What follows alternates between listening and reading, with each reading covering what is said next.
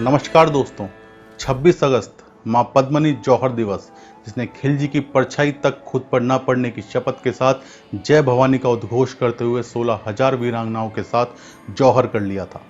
दोस्तों, जौहर का जिक्र अधिकतर हिंदू राजपूत के गौरवशाली इतिहास में मिलता है। जौहर राजपूत रानियों और राजपूत घरानों की महिलाओं द्वारा दुश्मनों से आत्मरक्षा और स्वाभिमान के लिए जानने वाली प्रथा है। इसके बारे में ज़्यादातर राजस्थान के राजपूतों की शौर्य गाथाओं में मिलता है। इस प्रथा में राज परिवार की महिलाएं दुल्हन की तरह सजकर एक साथ अपने आप को आग के हवाले कर देती थी।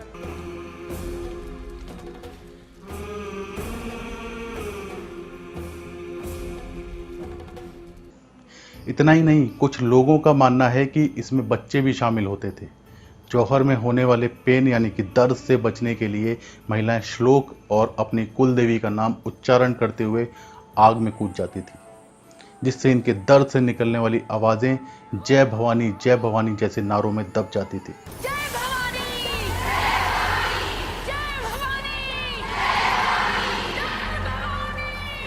मुख्य बात यह है कि इस प्रथा को सिर्फ मुस्लिम राजाओं के आक्रमण के समय किया जाता था, जबकि हिंदू राजाओं के बीच युद्ध के दौरान इसका कोई इतिहास नहीं है। इसका उल्लेख ज़्यादातर दिल्ली के सल्तनत के इस्लामिक इतिहासकारों की किताबों में मिलता है।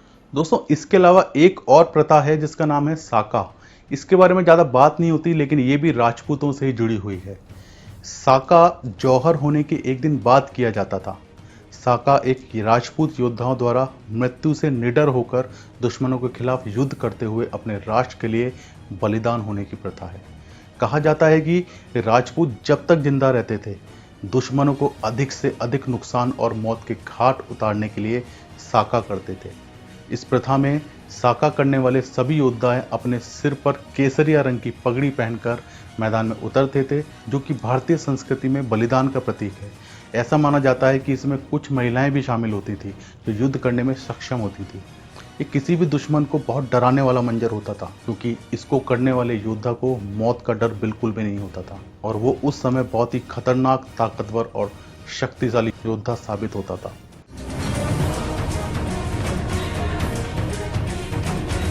जौहर और साका करने के कुछ कारण होते हैं, वो हम आपको बता देते हैं। दरअसल दोनों प्रथाएं एक साथ जुड़ी हुई हैं। इतिहास विशेषज्ञों के अनुसार जौहर और साका दुश्मनों का मनोबल कम करने के लिए और उनके उद्देश्य को नाकाम करने के लिए किया जाता था। मुस्लिम शासकों के आक्रमण के दौरान हिंदू राजाओं के राज्य में आने वाले खाने पीने का सामान किले के अंदर आने नहीं दिया जाता था, जिससे राजा किले का दरवाजा खोलने पर विवश हो जाते थे। जब युद्ध में दुश्मन से हारना लगभग तय हो जाता था, उसी समय जौहर और साका करने का निर्णय लिया जाता था। जौहर करने से पहले राजपूत महिलाएं अपने पतियों को युद्ध में दुश्मन का सर्वनाश करने के लिए प्रोत्साहित करती थी। ये ज़्यादा मिडनाइट यानी कि मध्य रात्रि में हुआ करता था, जिससे दुश्मनों को ये पता चल जाता था कि कल साका होने वाला है, जिसको किसी भी दुश्मनों के लिए सहन करना बहुत भयानक होता था, क्योंकि साका करने वाले योद्धा को किसी चीज़ से मोह या डर नहीं होता था, जिससे दुश्मन के इरादे पहले से ही कमज़ोर हो जाते थे और राजपूत योद्धा निर्भीक होकर ज़्यादा से ज़्यादा दुश्मनों को मौत के घाट उतारने के बाद ही वीर गति को प्राप्त होते थे। इतना ही नहीं, जौहर में महिलाएं राज्य की धन संपत्ति और खुद को जलाकर राख कर लेती थी। इससे आक्रमण करने वाले के लिए न तो शोषण करने के लिए महिलाएं बचती थी और न ही लूटने के लिए कोई धन दौलत। सीधा तौर पर कहूँ तो हार कर भी जीतने वाली हार होती थी। इस रणनीति को जौहर और साका का नाम दिया गया, जो कि भारतीय राजपूतों के अपनी मातृभूमि के लिए बलिदान और वीरता की निशानी है। मुस्लिम शासकों द्वारा किले को एकदम चारों तरफ से बंद करने के कारण राजपूत योद्धा कमजोर होने लगते थे, क्योंकि खाने का सामान पहुंच नहीं पाता था। इसलिए जौहर और साका सबसे अच्छी रणनीति माना जाता था। इससे दुश्मनों के अंदर भी खौफ बन जाता था और जीतने पर कुछ भी नहीं मिलता था उनको। वहीं दोस्तों, एक और प्रथा है जिसका नाम है सती प्रथा। कई लोगों को ये कन्फ्यूज़न होता है कि क्या जौहर प्रथा और सती प्रथा एक ही है, तो हम आपको बताते हैं कि सती प्रथा और जो ये जौहर प्रथा है, दोनों में क्या अंतर है और क्या समानताएं हैं। जौहर और सती प्रथा सिर्फ बाहर से देखने में एक जैसी लगती हैं, क्योंकि दोनों में ही महिलाएं दुल्हन की तरह सजकर खुद को आग के हवाले कर देती थी, लेकिन इन दोनों के उद्देश्य में बहुत फ़र्क होता था। जहाँ सती प्रथा में महिलाएं अपने पति के मरने के बाद अपने पति के साथ आग में ही बैठ जाती थीं, वहीं दूसरी तरफ जौहर में महिलाएं पति के जिंदा रहते ही आग में कूद जाती थी। सती प्रथा समाज के द्वारा बनाई गई एक कुप्रथा थी जिसमें कई बार जबरदस्ती महिलाओं को आग में डाल दिया जाता था, लेकिन जौहर में महिलाएं अपनी खुद की मर्जी से आग में कूद जाती थी। सती प्रथा में एक महिला खुद ही अपने पति के प्रेम या सामाजिक दबाव में अपने आप को आग के हवाले कर देती थी, जबकि जौहर में मुख्य उद्देश्य अपनी गरिमा, स्वाभिमान और मातृभूमि के लिए बलिदान देना होता था। सती और जौहर प्रथा दोनों में ही दूसरे मर्दों के हाथों से अपनी इज्जत को सुरक्षित करने का उद्देश्य मिलता जुलता है। हालांकि जौहर में दुश्मनों के हाथ आ जाने से अच्छा राजपूत महिलाएं खुद को जलाना ही बेहतर समझती थीं, जबकि सती प्रथा में सामाजिक डर ही सबसे बड़ा कारण था। सती प्रथा में एक बार में एक ही महिला आग में कुर्बानी देती थी, जबकि जौहर में एक साथ बहुत सारी रानियां और महिलाएं आग के कुंड में कूदकर अपना बलिदान देती थी।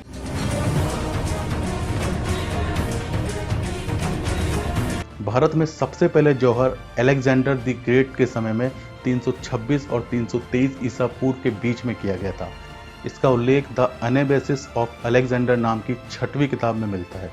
किताब के अनुसार अलेक्जेंडर ने भारत के उत्तर पश्चिम क्षेत्र पर आक्रमण कर दिया था, जहां पर अगाल-सुसी नामक जनजाति निवास करती थी। अगाल-सुसी जनजाति के करीब 20,000 महिलाओं और बच्चों ने अलेक्जेंडर की सेना की क्रूरता से बचने के लिए खुद को आग के हवाले कर दिया था।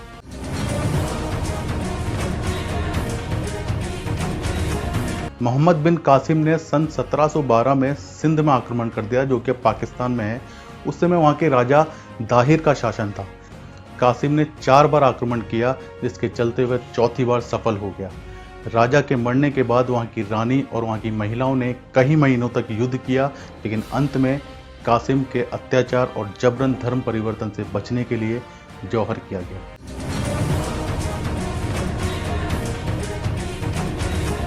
रणथंबोर किले के जौहर से जुड़ी जानकारी दिल्ली के सल्तनत के सुल्तान अलाउद्दीन खिलजी के दरबारी अमीर खुसरो द्वारा फारसी भाषा में लिखी गई एक किताब में मिलती है। सन 1301 में सुल्तान अलाउद्दीन खिलजी ने रणथंबोर किले पर हमला किया था। राजा हमीर देव बहुत प्रभावशाली और बहुत बहादुर राजा थे।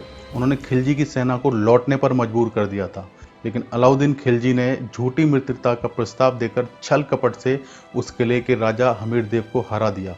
उसके बाद उनके मंत्री ने जौहर और साका करने के लिए सलाह दी और उनकी पत्नी और बेटियों और अन्य रिश्तेदारों ने जौहर कर दिया था।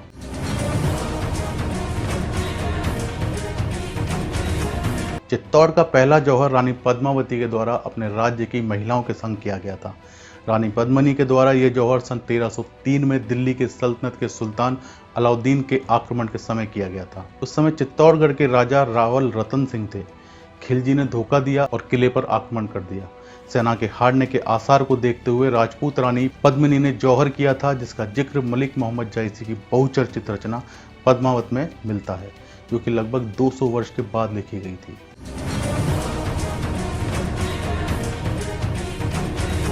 दिल्ली सुल्तनत के सुल्तान मोहम्मद बिन तुगलक की सेनाओं द्वारा सन 1327 में कंपिली राज्य में किए गए हमले में हिंदू सेना हार गई थी, जिसके फलस्वरूप उत्तरी कर्नाटक के कंपिली राज्य की हिंदू महिलाओं ने अत्याचार और दुर्व्यवहार से बचने के लिए भारी संख्या में जौहर किया था।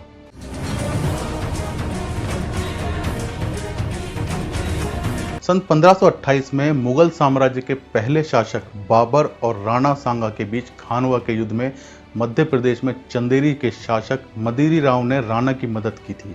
राणा सांगा की हार के बाद बाबर की सेना ने राव के राज्य पर हमला किया, जिसमें उनकी हार हुई। बाबर की सेना की क्रूरता से रक्षा करने के लिए महिलाओं और बच्चों ने जौहर किया, जिसके बाद यहाँ के राजपूतों ने केसरिया रंग की पगड़ी पहनकर बाबर की सेना को भारी नुकसान पहुंचाया और इसको साका कहा गया।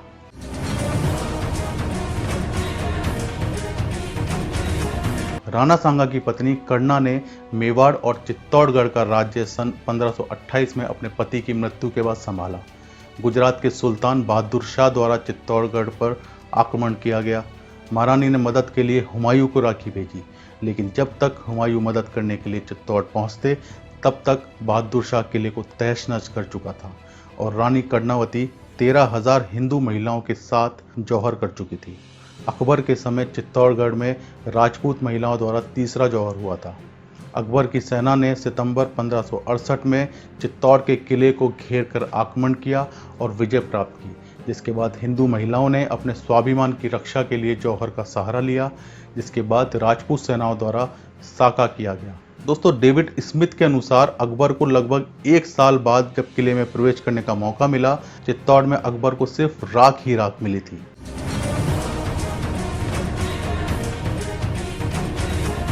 दोस्तों, हुमायूं के समय 3 जौहर हुए। पहली रानी चंदेरी द्वारा 1528 में, दूसरा सन 1532 में रानी दुर्गावती और 700 महिलाओं द्वारा, और तीसरा रत्नावती के द्वारा 1543 में किया गया था। इसके बाद साका भी किया गया था। सभी जौहर अत्याचार से बचने और आत्मसम्मान बनाए रखने के लिए किए गए थे। इसके बाद प्रथा के अनुसार साका करते हुए राजपूत वीरों ने मातृभूमि को अपने खून से रंगा और शत्रुओं को अपना दमखम दिखाया।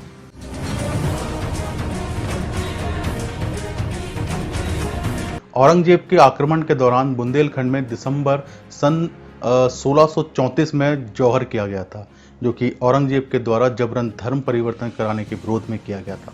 इतिहास के अनुसार औरंगजेब सबसे क्रूर मुगल शासक रहा था और यह इतिहास में सबसे अंतिम जौहर था। दोस्तों, ये बहुत ही बलिदान और बहादुरी को साबित करने वाली प्रथा थी, जो आज भी राजस्थान और लोकगीतों में सुनने को मिल जाती है। राजपूतों की वीरता का सच्चा और बेजोड़ उदाहरण है जौहर और साका। हिंदू राजपूतों के बारे में ये महत्वपूर्ण जानकारी अगर आपको पसंद आई तो आप अपने दोस्तों और परिवारों के बीच में इसे शेयर कर सकते हैं। वीडियो को लाइक करें और चैनल अगर अभी तक आपने सब्सक्राइब नहीं किया है तो आप चैनल सब्सक्राइब करें, क्योंकि इससे आगे ऐसे ही और वीडियो बनाने की हमें प्रेरणा मिलती है। जय हिंद।